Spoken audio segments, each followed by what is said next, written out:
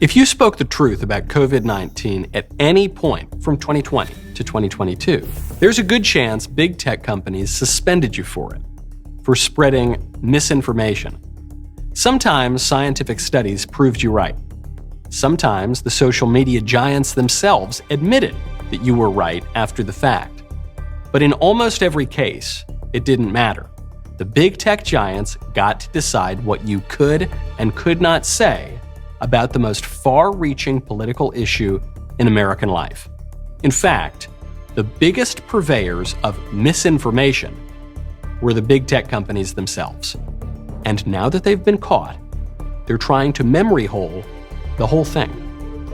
Fortunately, we have the receipts.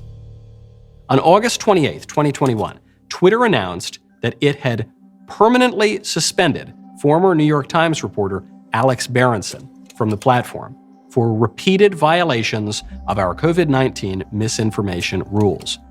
In the tweet that finally got him booted, Berenson expressed skepticism of the COVID vaccines. Quote, "It doesn't stop infection," he claimed, "or transmission. Don't think of it as a vaccine. Think of it, at best, as a therapeutic with a limited window of efficacy and terrible side effect profile that must be dosed in advance of illness. And we want to mandate it?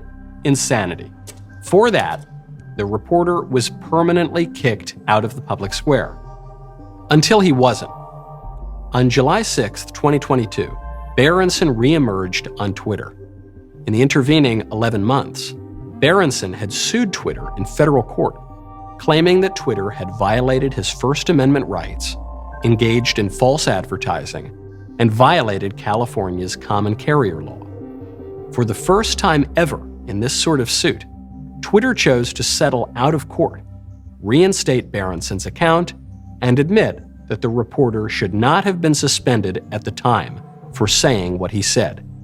And the most obvious reason he shouldn't have been banned is that what he said was true. Twitter had even tacitly admitted that what he said was true. Until December 15th, 2021, Twitter's COVID-19 misleading information policy prohibited false or misleading claims that people who have received the vaccine can spread or shed the virus or symptoms or immunity to unvaccinated people. But people who had received the vaccine could, and in fact did, spread the virus to plenty of people, vaccinated, unvaccinated, alike. So, on December 16th, Twitter quietly changed the rule to ban false or misleading claims that people who have received the vaccine can spread or shed the vaccine or symptoms or immunity to unvaccinated people. The COVID vaccines do not stop infection or transmission. They never did. But Joe Biden and Dr. Fauci and CDC Director Rochelle Walensky all said that they did. You're okay. You're not going to get COVID if you have these vaccinations. When people are vaccinated, they can feel safe that they are not going to get infected. Vaccinated people do not carry the virus, don't get sick. Not a word of it true. But big tech platforms treated it as true. And they censored countless people, including journalists, including elected politicians, including scientists, who dared to contradict the politically correct narrative of the entrenched powers that be. Now, they want to sweep all that censorship, all that bullying, all that misinformation from the big tech platforms under the rug and hope that we all just forget. In October of 2020, Twitter locked the account of Scott Atlas, a top science advisor to then-President Donald Trump, for 12 hours over Atlas's claim that face masks didn't actually stop the spread of the coronavirus. Atlas buttressed his claim by citing examples of places with widespread mask enforcement that nonetheless saw COVID cases rising. YouTube followed suit in August of 2021 when it suspended Rand Paul, not only a U.S. senator but a physician himself, for expressing doubt as to the medical efficacy of cloth face masks. Senator Paul backed up his skepticism by quoting peer-reviewed articles on the inefficacy of the masks. Senator Paul and Atlas might as well have cited Dr. Fauci himself. Dr. Fauci, who, in the early days of the pandemic, when cases were surging, urged Americans not to wear masks. Right now, people should not be walking. There's no reason to be walking around with a mask. When you're in the middle of an outbreak, wearing a mask might make people feel a little bit better, and it might even block a droplet, but it's not providing the perfect protection that people think that it is. Fauci later came to reverse his position amid political pressure the very same month. But it turns out Fauci actually had it right the first time. In a quiet update to its mask policy on January 14, 2022, the CDC finally conceded that the masks, in particular the cloth masks that so many people wore throughout the pandemic, did not provide especially effective protection against the virus. At the time of Rand Paul's suspension, YouTube prohibited claims that masks do not play a role in preventing the contraction or transmission of COVID-19. Today, YouTube no longer even mentions masks in its policy. Right now, go to hallow.com/Knowles. If you don't want to lose your mind during this election, you want to maintain your peace and even grow closer to God, then you have to check out Hallow and their new prayer challenge. Hallow is the #1 prayer and meditation app. They have thousands of prayers, meditations, resources, and incredible spiritual leaders. For this election, they have a new prayer challenge called One Nation Under God. This will be a great way to grow closer to God and counteract all of the chaos and stress in the news. Every day, you will reflect on what it means to follow God, specifically as a citizen of the United States. Then, you will take some time to pray for peace, our country, our leaders, and our neighbors. Actor Neil McDonough will be your main guide.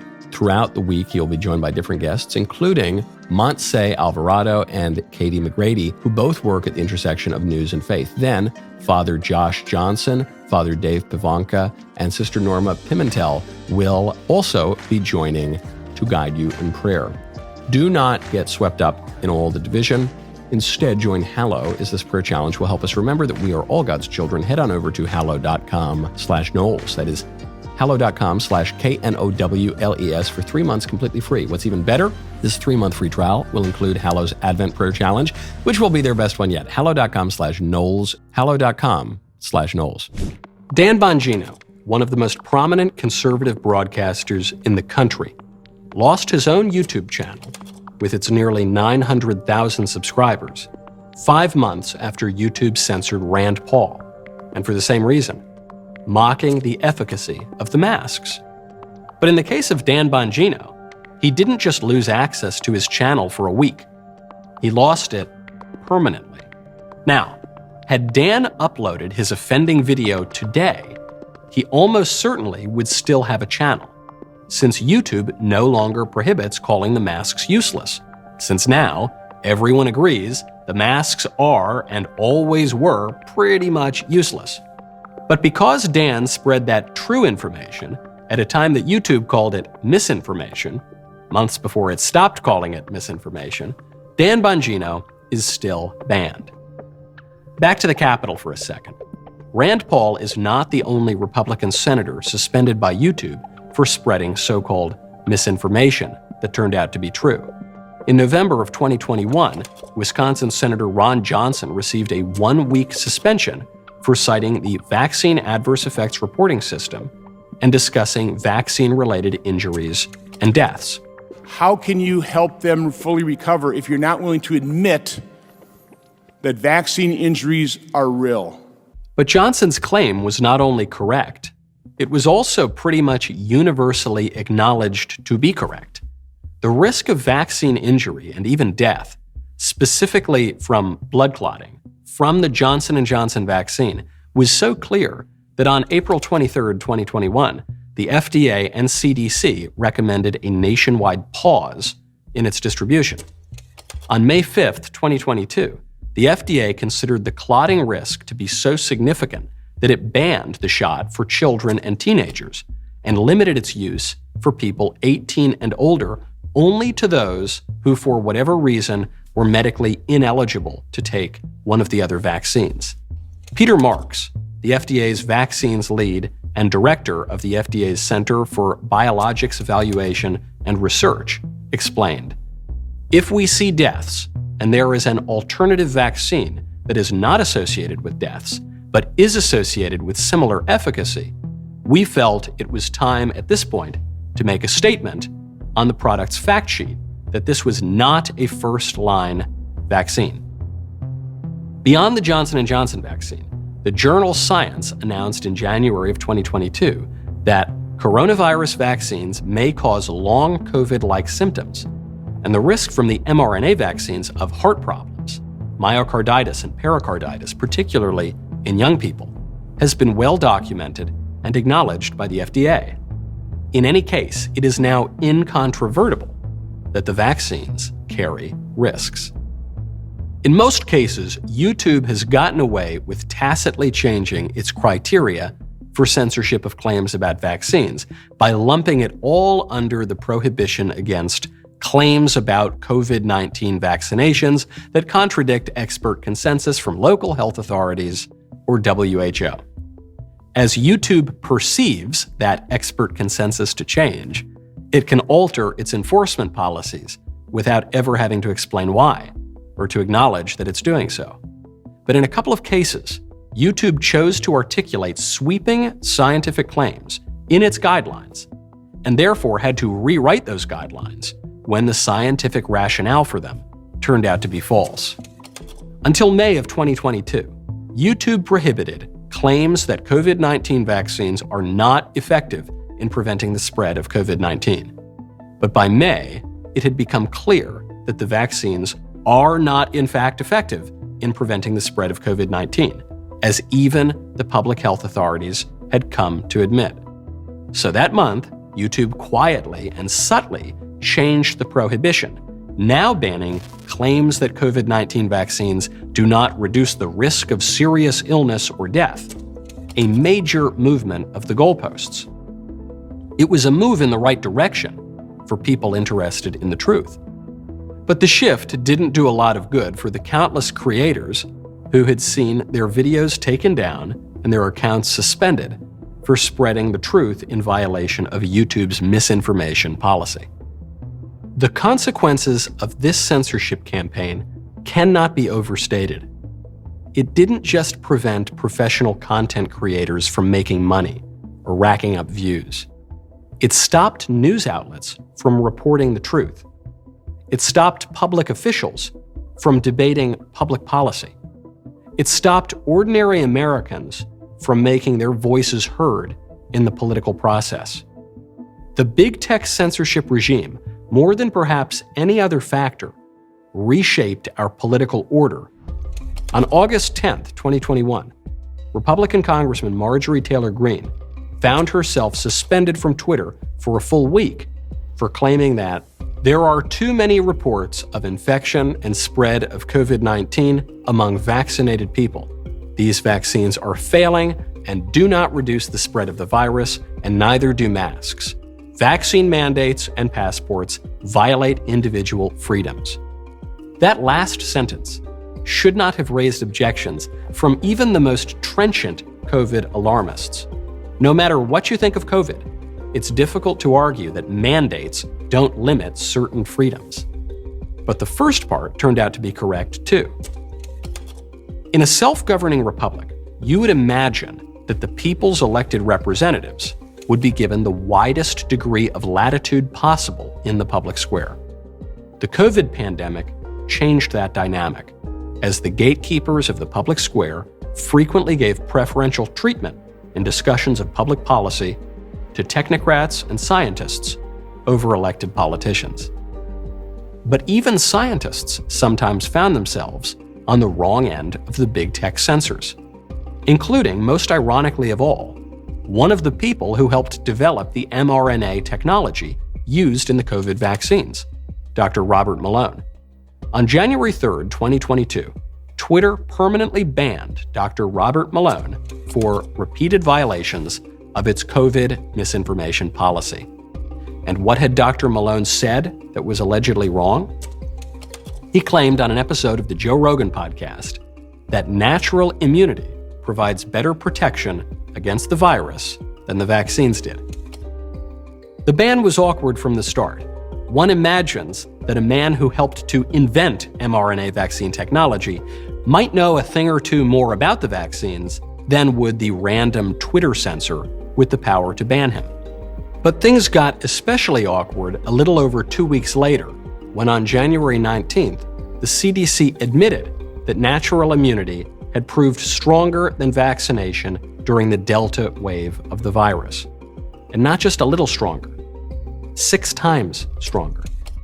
Twitter never specifically banned claims relating to natural immunity, preferring instead to lump all of its vaccine censorship under the catch-all prohibition against false or misleading information that misrepresent the protective effect of vaccines. Of course, Dr. Malone's comments on the effectiveness of natural immunity versus vaccines was neither false nor misleading. But Twitter never had to admit its error, and one of the nation's most knowledgeable voices on mRNA vaccines was booted from the platform. In March of 2021, in response to a question about whether or not people who had recovered from COVID infection needed to vaccinate themselves as well, Harvard epidemiologist Martin Kulldorff responded, "No.